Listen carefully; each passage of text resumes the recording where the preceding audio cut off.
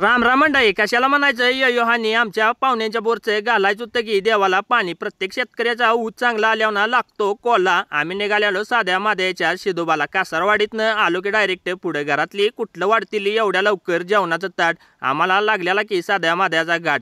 विषय हा ड्रायव्हर का भावानो, कधी आला तर नक्की भेट द्या. मग काय इकडे तिकडे करीत आलो की डायरेक्ट देवाच्या दारात. मग काय देवतारी तर त्याला कोण मारी. देवा दर्शन घ्यायचं आहे म्हटल्यावर जरा का होईना पायऱ्या चढायला लागते त्याच की. पायऱ्या चढून आलो की भावानो डायरेक्ट वर. गणपतीचं हाय वाहन उंदीर हिताय बरं का महादेवाचं मंदिर. विषय हार्ड हो. मग काय इकडं तिकडं करीत घेतलं की भावानो पाणी घालून.